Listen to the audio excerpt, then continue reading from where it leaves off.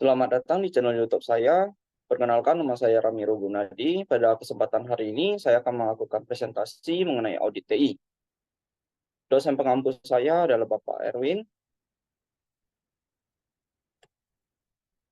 Daftar isi untuk dimulai itu dengan audit TI, mengenal apa itu audit TI, dilanjutkan dengan proses audit TI, alat dan teknik yang digunakan untuk mengaudit TI, kerangka kerja TI, standar manajemen risiko, dan diakhiri dengan standar manajemen proyek. Audit TI adalah proses mengevaluasi bukti untuk memastikan sistem informasi melindungi aset, menjaga integritas data, menggunakan daya secara efisien, dan mencapai tujuan organisasi secara efektif. Audit TI sangat penting untuk menilai efisiensi risiko dan efektivitas biaya sistem TI. Ini melibatkan evaluasi penggunaan teknologi, kualitas, dan ketergantungan pemangku kepentingan atau stakeholder untuk manfaat organisasi.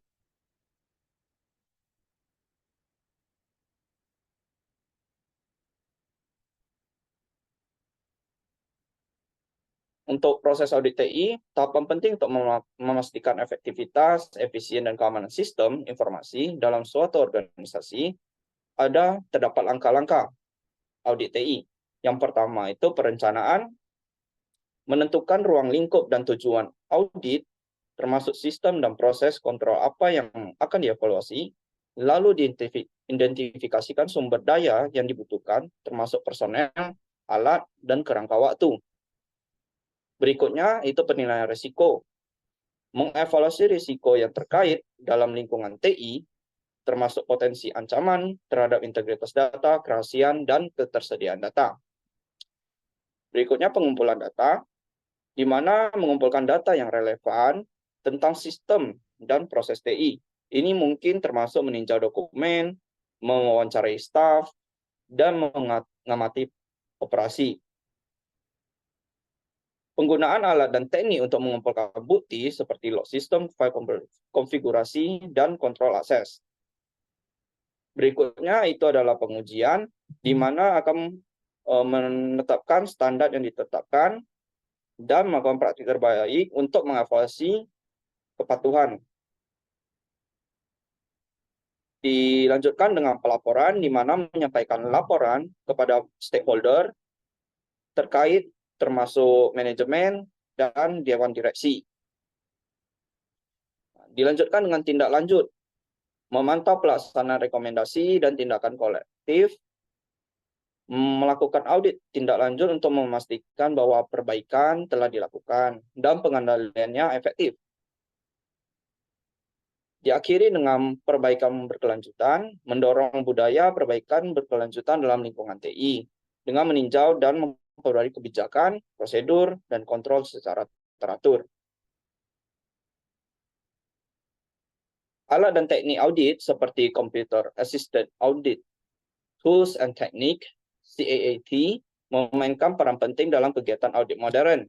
Dengan meningkatkan efisiensi, efektivitas, dan akurasi, alat ini memungkinkan auditor untuk menganalisis data secara komprehensif, mengidentifikasi penyimpangan, dan melakukan berbagai analisis yang dengan bukti lebih banyak dalam waktu secara singkat.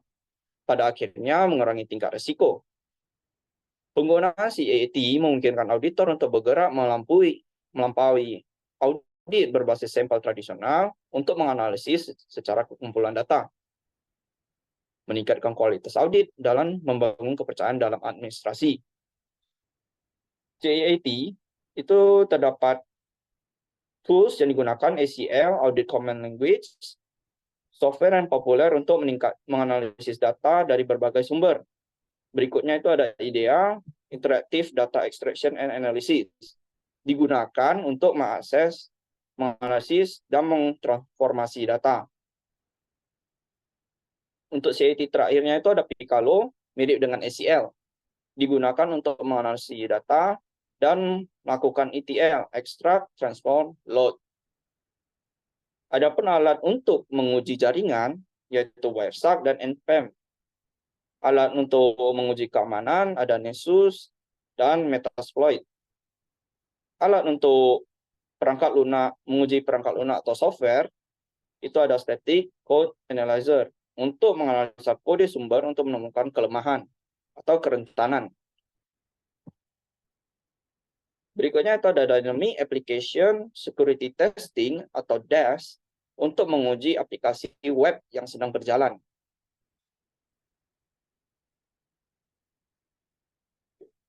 Dilanjutkan dengan kerangka kerja TI, itu ada ITIL, ISO, COSO, dan COBIT. Kerangka kerja TI ini memainkan peran penting dalam menyelesaikan kebutuhan teknologi informasi dengan strategi bisnis untuk mencapai keunggulan kompetitif atau advantage kompetitif yang berkelanjutan. Nah, berbagai kerangka teoritis seperti Resource Based View, RBF, Dynamic Capabilities Frameworks, Strategies Alignment Model, Value Chain Analysis, IT Government Framework seperti COBIT dan IT yang sudah saya sebutkan, menyediakan organisasi dengan alat untuk mengintegrasikan kemampuan TI secara efektif dengan tujuan strategis. Selain itu, kerangka kerja rencana strategis, teknologi informasi, dan komunikasi yang diusulkan mengintegrasi pendekatan arsitektur perusahaan dan manajemen pengetahuan. Nah, untuk IT ini merupakan framework pengelolaan layanan TI, berfokus kepada pelayanan customer. Untuk ISO sendiri, itu memberikan rekomendasi manajemen keamanan informasi yang untuk digunakan oleh mereka yang bertanggung jawab dalam inisiasi, implementasi, dan mengelola keamanan informasi pada organisasi. Berikutnya, COSO, tujuannya adalah untuk mengidentifikasi faktor yang menyebabkan kecurangan, seperti penggelapan laporan keuangan, dan memberi rekomendasi untuk mengurangi kejadian tersebut. Yang terakhir, COBIT, itu meningkatkan efisiensi dan efektivitas TI, membantu TI dalam memahami kebutuhan bisnis, menempatkan praktik untuk kebutuhan bisnis seefisien mungkin, memastikan keselarasan antara bisnis dengan TI, membantu eksekutif dalam memahami dan mengelola investasi TI sepanjang masa hidupnya. Dilanjutkan dengan standar manajemen risiko dalam tata kelola TI. Itu ada ISO, standar internasional yang memberikan pedoman umum untuk manajemen risiko. Standar ini dapat ditetapkan pada berbagai jenis organisasi, seperti organisasi yang sedang fokus pada teknologi informasi. Berikutnya itu ada NIST, National Institute of Standard and Technology, adalah lembaga pemerintahan Amerika Serikat yang mengeluarkan berbagai publikasi tentang keamanan cyber dan manajemen risiko. NIST merupakan kerangka manajemen risiko untuk keamanan teknologi informasi. Kerangka ini digunakan untuk menilai dan memitigasi risiko yang terkait dengan keamanan sistem informasi dan organisasi. Kerangka kerja ini memberikan panduan untuk penilaian dan penilaian risiko yang bertujuan untuk mengantisipasi dan mencegah potensi risiko terhadap suatu organisasi. Dilanjutkan dengan standar manajemen proyek dalam tata kelola TI, PMBOK, Prince 2, Agile, dan Scrum.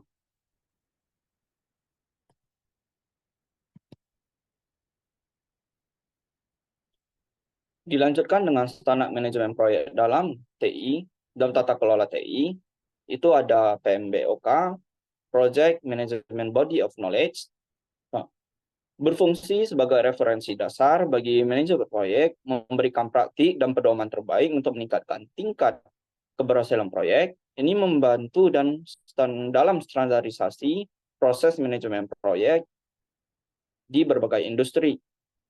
Berikutnya, Prince2, Project in Control Environments, di mana menekankan justifikasi bisnis untuk proyek. Ini memastikan bahwa proyek selaras dengan tujuan bisnis dan memberikan nilai. diakhiri dengan Agile atau Scrum. Scrum ini berfokus peningkatan kerjasama di antara anggota tim yang mengarahkan pada peningkatan produktivitas dalam kemampuan masalah. Jadi, Agile ini memecahkan satu proyek besar menjadi beberapa modul, sehingga staff atau IT-nya itu dapat bekerja secara modul dengan tempo waktu yang diberikan.